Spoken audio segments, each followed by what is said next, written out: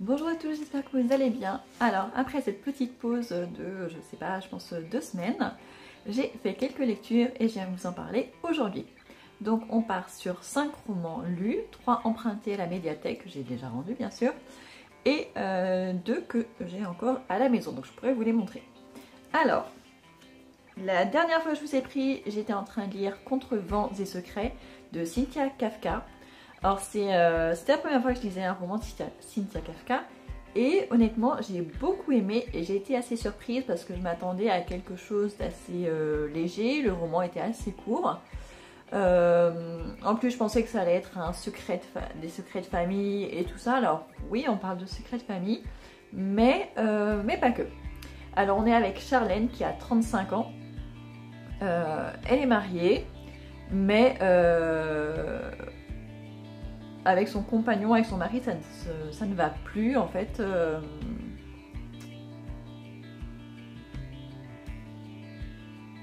J'ai peur de mélanger avec un autre roman que j'ai lu juste après. Mais en tout cas, donc on la retrouve, elle a 35 ans. Elle se sépare de son mari, ils divorcent et du coup, elle se retrouve à aller devoir vivre chez ses parents. Les relations avec ses parents sont vraiment pas au beau fixe, ils ne sont jamais vraiment entendus.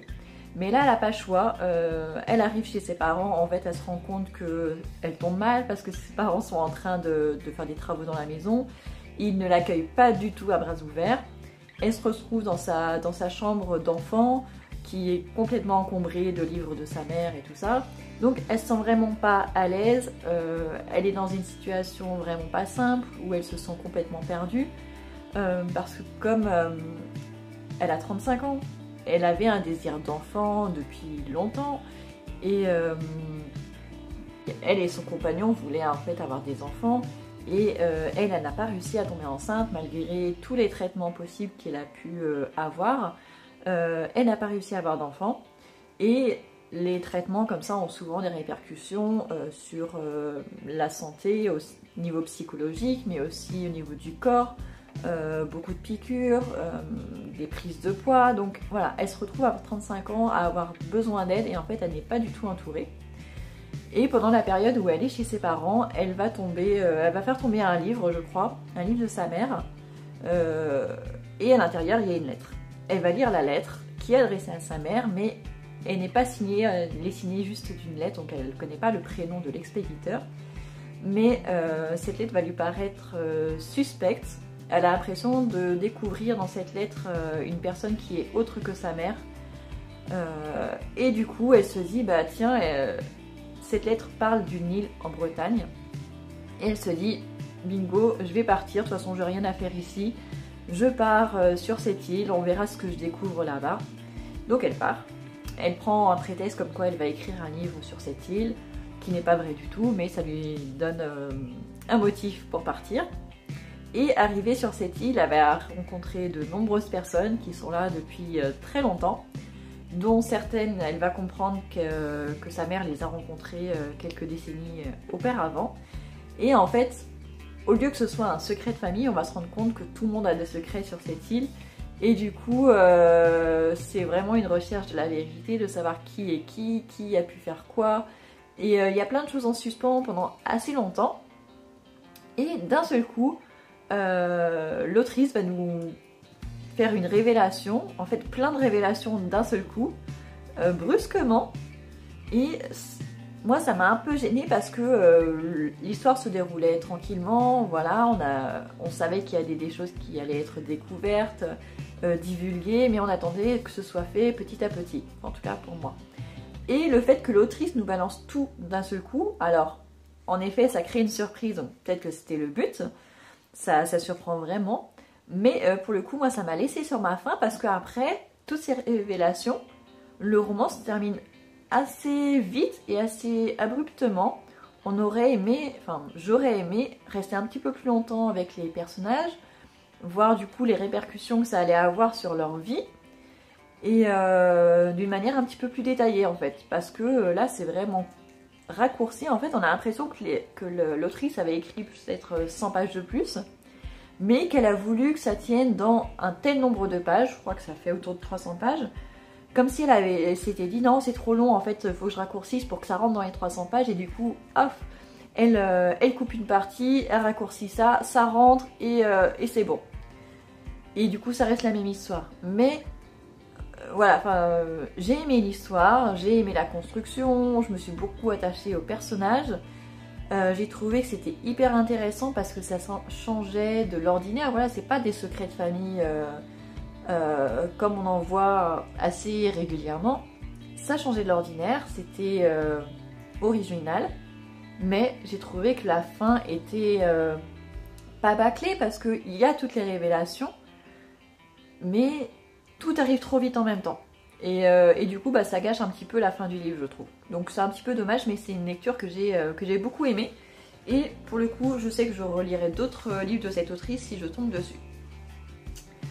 Ensuite, j'ai lu Les Aiguilles d'or de Michael McDowell, toujours aux éditions Toussaint Louverture, enfin Monsieur Toussaint Louverture, avec la magnifique couverture en relief et tout ça. Donc très joli livre. C'était une nouveauté dans la médiathèque, donc je l'ai pris avant que n'importe qui le prenne. Donc je l'ai lu vraiment neuf, personne ne l'avait encore lu. Alors là, ça change énormément de la série Blackwater, ça n'a rien à voir. J'avais pas lu le résumé, je me suis juste fiée à la maison d'édition et à l'auteur. Vu que j'avais adoré Blackwater, je me suis dit bah, je vais forcément adorer. Alors ça a été un peu déconcertant parce que comme je lis pas la quatrième de couverture, je savais pas où je m'embarquais, j'avais juste lu New York 1882. Donc ça aurait pu être beaucoup de choses. Et en fait on se retrouve en effet le 1er janvier 1882. Donc l'auteur commence par nous raconter comment se passait le nouvel an à cette époque-là dans les rues de New York. D'une manière qui est très différente, enfin oui, très différente de ce qu'on fait aujourd'hui, mais c'était les pratiques de l'époque. Donc on passe je crois tout l'épilogue ou tout le premier chapitre à nous parler de ça. C'est assez intéressant, ça nous met dans l'ambiance, mais voilà, au début on sait pas trop où est-ce qu'on va. Et en fait après on se rend compte que dans l'histoire on va avoir deux familles qui sont importantes. On a les Stallworth qui sont une famille assez riche. Le père est un juge assez respecté. Il a une fille qui est mariée. Elle est mariée à un jeune avocat très ambitieux. Et le juge a aussi un autre enfant qui est un fils qui est pasteur. Le pasteur a perdu sa femme. Il se retrouve avec une fille et un fils qui sont majeurs mais qui sont jeunes. Et celle qui est mariée avec l'avocat, ils ont deux enfants qui sont assez jeunes, 3 et 4 ans, quelque chose comme ça, un garçon et une fille. Donc voilà la famille Stallworth. Et de l'autre côté, on a la famille des Shanks, qui est une famille faite presque que de femmes. On a la doyenne qui s'appelle Lena, elle a deux filles, Daisy et Laura peut-être, je sais plus. En tout cas, Lena a deux filles, dont l'une est sourde et muette. Et son autre fille, Daisy, qui elle, est une avorteuse. Donc elle est là pour avorter, pour faire avorter les femmes. À l'époque, ce n'était pas... Enfin, c'était illégal, voilà, donc il fallait se cacher. Et elle avait deux enfants, un garçon et une fille, d'à peu près 8-10 ans, on va dire. Et en fait, cette famille Shanks, ce sont des criminels, en fait. Mais des criminels assez sympathiques, parce qu'en fait, voilà, elles ne font de mal à personne, elles ne tuent personne. La mère, elle s'occupe de tout ce qui est objet d'art et tout ça. Comment dire, un peu blanchiment d'argent, on va dire. Sa fille Daisy, elle permet aux femmes d'avorter. Et son autre fille, elle est très très forte pour tout ce qui est faire de la fausse monnaie, des faux billets, des faux titres. Enfin, elle est très calée du côté de la monnaie et des banques. Et en fait, cette famille, on a l'impression qu'elle est très très pauvre parce qu'elle vit dans les quartiers pauvres. Les enfants sont sales quand ils sortent et tout ça, mais en fait, elles sont blindées de thunes. Et on va avoir ces deux familles qui vont s'affronter parce que le juge Star Wars, qui est un juge qui est quand même, il doit avoir 70 ans ou quelque chose comme ça.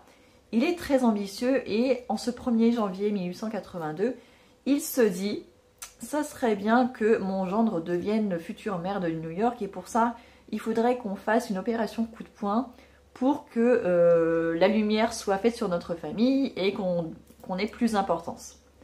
Et du coup, il en parle avec son gendre, ils en parlent aussi avec un journaliste, et ils se sont dit, il faut qu'on éradique la misère dans tel quartier qu'ils appellent le Triangle Noir, qui est juste à quelques rues de chez eux. Ils se disent forcément, les New-Yorkais vont adorer, donc ils se disent, il faut absolument qu'on démantèle, qu'on s'en prenne aux gens, aux criminels qui sont dans ce quartier-là. Et il se trouve que ça va tomber sur les Shanks, alors qu'ils leur ont rien fait, hein, mais c'est vraiment un coup de malchance. Et en fait, ce que le juge ne sait pas, c'est que Lena Shanks le connaît.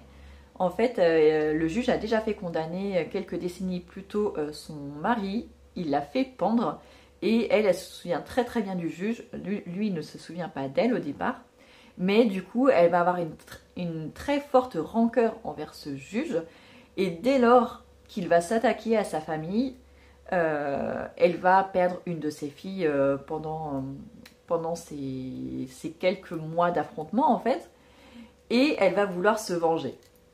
Et elle va se venger. Et en fait, au début, c'était très déconcertant, c'était très sombre. Le juge était totalement mal intentionné. En fait, il en a rien à faire qu'il y ait des gens pauvres dans les quartiers de New York. En fait, lui, ce qu'il voulait, c'était juste avoir plus de pouvoir, avoir que son gendre puisse devenir le maire et que lui puisse en bénéficier en fait de ce pouvoir. Donc lui, c'était vraiment de l'ambition pure et dure, sans aucun scrupule, alors que la famille Shanks, en fait, elle faisait de mal à personne. C'était des criminels, oui, dans le fait où elles étaient dans l'illégalité, mais en fait, elles faisaient de mal à personne, au contraire. Et du coup, j'ai trouvé que c'était un roman qui était plutôt féministe dans ce sens-là. J'ai bien aimé le revers de la médaille, comment ça se termine, c'est très haletant. Alors ça met du temps quand même à se mettre en place, parce qu'au début, on n'est que avec la famille Star Wars. Après, on n'est que avec la famille Shanks, et ce n'est qu'au fur et à mesure que les deux vont se mélanger et qu'il va y avoir du suspense, de l'action et les révélations de la fin. Mais j'ai trouvé ça hyper bien construit une fois qu'on est bien dans l'histoire. Ça m'a fait penser à la série Billions, je sais pas si vous l'avez vue, je l'ai regardée sur Netflix il y a quelques mois, et j'ai vraiment eu l'impression que c'était ça, mais avec 150 ans d'avance en fait.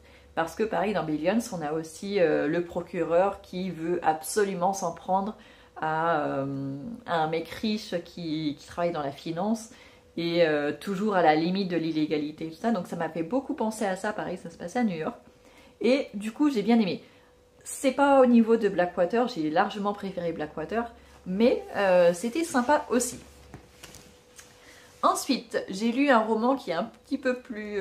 qui n'a rien à voir parce que c'est un roman plutôt futuriste. Au début, je croyais que c'était un roman japonais. D'ailleurs, l'auteur a un nom japonais. Mais ça se passe pas au Japon. J'ai mis du temps avant de comprendre où est-ce que ça se passait.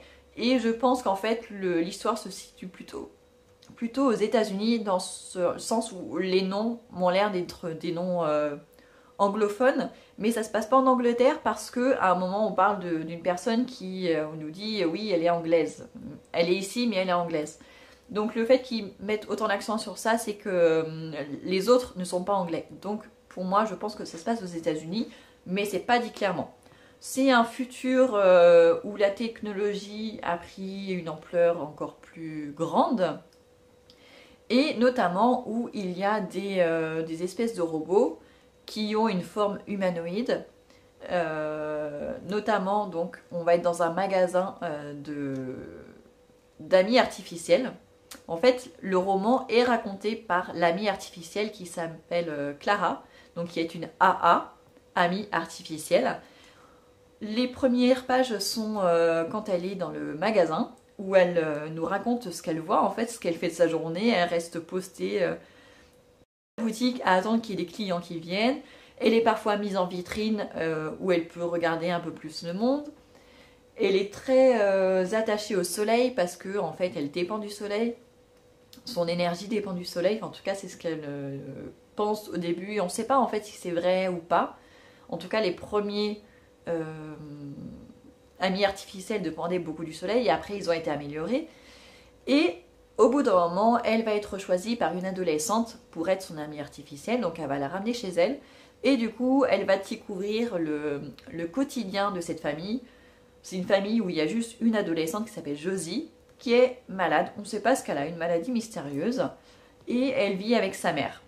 Sa mère qui travaille beaucoup, qui a l'air très sombre en fait, qui parle très peu, qui a l'air triste. Et en fait, on comprend qu'elle a déjà perdu une fille, la sœur aînée de Josie, qui est morte quelques années auparavant, quand Josie était toute petite. Et on sent que la mère n'était pas du tout pour accueillir chez elle une amie artificielle. Mais voilà, Josie a fait le forcing et donc elle se retrouve avec cette amie artificielle. Et il y a une troisième personne dans la maison qui est une gouvernante qui est là pour aider Josie au quotidien. Et donc, Josie, elle est censée avoir son amie artificielle, donc ne plus être seule. Et on va découvrir plein de secrets, en fait. On sent que la mère cache quelque chose, mais on ne sait pas trop quoi. On ne sait pas vraiment ce qu'est la maladie de Josie. On sait que Josie suit des cours à distance. En fait, il n'y a plus de lycée, d'université vraiment comme on les a aujourd'hui. On sent que c'est une société qui est différente de la nôtre, qui a un futur qui a l'air plus évolué technologiquement, mais en même temps un peu fracassé en fait. On sent qu'il y a des choses qui ne marchent plus très bien. Apparemment, il y a des gens qui avaient des travails, enfin des métiers où ils ont été apparemment mis de côté, mais on ne sait pas pourquoi. La santé des gens apparemment n'est plus ce qu'elle était. Les enfants ne peuvent plus aller tous à l'école, ils doivent être apparemment sélectionnés, mais on ne sait pas sur quels critères. Enfin, il y a beaucoup de zones d'ombre en fait qui ne sont pas du tout expliquées, et j'ai trouvé ça dommage parce que ça aurait pu être hyper intéressant. Il y a des questions qui sont abordées comme l'éthique aussi, que j'ai trouvé très intéressante, mais pareil, c'est pas enfin, c'est peut-être la notion qui est le plus abordée en fait dans ce roman-là. Mais voilà, il y a plein de choses qui sont abordées, les conditions de vie qui sont dégradées, mais en fait on a l'impression que tout est survolé, et du coup on n'a pas les réponses à toutes les questions qu'on peut se poser tout au long du roman. Après c'est peut-être fait exprès, parce que étant donné que c'est raconté par l'ami artificielle, bah forcément c'est une intelligence artificielle limitée, donc même si elle apprend des choses au contact de cette famille, il n'en reste pas moins qu'elle ne peut pas tout connaître, et du coup elle ne peut pas non plus nous expliquer le pourquoi du comment. Mais voilà, donc c'est un thème qui me paraissait hyper intéressant quand j'avais vu juste les premières lignes AA, amie artificielle, adolescente. Je me suis dit, ça peut être hyper intéressant. Mais je suis restée sur ma faim parce que même si j'ai trouvé l'histoire en elle-même assez sympa, mais elle met beaucoup de temps à démarrer et au final on n'a pas la réponse à toutes les questions, donc j'ai trouvé que c'était en fait un peu léger. Et pourtant ce livre a eu le prix Nobel de la littérature en 2017, mais voilà, ça a été une bonne lecture, mais sans plus. Ensuite, j'ai lu un roman que j'ai encore en ma possession, c'est La ferme du bout du monde de Sarah Vaughan. Alors, Sarah Vaughan, apparemment, avant, elle était journaliste et ça se ressent dans la construction de l'histoire. Ça se passe à deux périodes différentes. Ça se passe une partie en 1943-1944, donc à la fin de la Seconde Guerre mondiale, en Angleterre, dans les Cornouailles. Et une autre partie de l'histoire se passe de nos jours, enfin plus précisément en 2014. Donc il y a 70 ans qui séparent les deux époques. Et certains personnages sont dans les deux parties. Alors au début, on commence l'histoire avec Alice qui a 83 ans ou quelque chose comme ça, qui apprend qu'elle a un cancer et qu'elle va mourir dans quelques mois. Et elle se dit, avant de mourir, il y a quelque chose qui est très important qu'il faut que je fasse, que je repousse depuis trop longtemps. Et du coup, elle décide de partir dans une ferme, dans les Cornouailles, qui apparemment qu'elle connaît, dans laquelle elle est déjà allée, mais nous on ne sait pas pourquoi. Et donc ça c'est le premier chapitre, et après on ne voit plus Alice pendant très très très longtemps. Et dans le second chapitre, on se retrouve avec Lucy, qui est une jeune femme qui vient d'apprendre que son mari la trompe, qui fait une erreur dans son travail. Elle est infirmière en néonat et elle a manqué de tuer un bébé, et ça l'a bouleversée parce que elle a eu très peur. En fait, ça aurait pu être mortel pour le bébé. Heureusement, il ne lui a rien arrivé, mais du coup, elle n'ose plus approcher des bébés. Enfin, elle se dit, je peux plus. Et c'est peut-être dû à cause du fait qu'elle a découvert que son mari la trompait, peut-être que... Voilà. Et du coup, elle se dit, bon, voilà, je me mets en retrait. Sa chef lui dit, prends quelques semaines de repos, repose-toi, et on revoit ça dans quelques semaines. Et du coup, elle se dit, puisque je suis en congé, je vais aller dans les Cornouailles, dans la ferme où vivent ma mère, mon frère et ma grand-mère. Et du coup, on va se retrouver dans cette fameuse ferme des Cornouailles en 2014, où on va découvrir la mère de Lucy qui s'appelle Judith. Le père de Lucy est mort quelques années auparavant, et il va y avoir des révélations sur ça d'ailleurs. On va découvrir son frère qui est revenu vivre à la ferme après la mort de son père, parce que sa mère ne pouvait pas s'occuper toute seule. Et on va découvrir surtout Maggie, qui est la doyenne de la famille, la grand-mère. Et cette fameuse Maggie, elle a connu Alice quand elles étaient très jeunes, quand elles étaient adolescentes. Et en fait, je ne peux pas vous en dire plus parce qu'il va y avoir beaucoup de choses qui vont se passer. Mais en tout cas, tout ce que je peux vous dire, c'est qu'on va avoir une longue histoire qui se passe en 1943-1944, où Alice était adolescente, elle était dans cette ferme avec Will, son grand frère. Ils vivaient à Londres, et en fait c'était au moment des bombardements, donc à ce moment-là on envoyait tous les jeunes enfants, enfin les adolescents, les enfants, à l'abri, à la campagne. Ça permettait aux fermes d'avoir de la main d'œuvre en plus, donc c'était bien pour tout le monde. Et en fait ils vont se retrouver, Will et Alice, dans cette ferme avec Maggie, à l'époque qui avait juste 2-3 ans de plus qu'eux, et ils vont aider à la ferme pendant quelques années, et il va se passer quelque chose, des histoires d'adolescents qui est très très très bien racontée en fait. Elle est très bien racontée, c'est hyper intéressant, ça nous parle d'amitié, de confiance, de premier amour. Enfin, j'ai trouvé ça hyper intéressant, et on jongle comme ça entre 1943-1944 et 2014, où justement on voit ce qu'est devenu cette ferme, comment elle fonctionne, les difficultés qu'il y a, comment Lucy va se reconstruire après cette erreur médicale, après la tromperie de son mari. Voilà, elle va se poser la question, est-ce que je l'aime encore ou pas? Est-ce que je redonne une seconde chance à mon mariage? Donc il y a plein de thèmes abordés, j'ai trouvé ça hyper original. Alors le fait que Alice ne revienne que, je crois, plus de la moitié du bouquin, on va dire aux 3/4, en 2014, du coup c'est long aussi, mais c'est quoi le rôle d'Alice? Pourquoi est-ce qu'elle va retourner dans cette ferme 70 ans plus tard? Pourquoi? C'est quoi ce secret?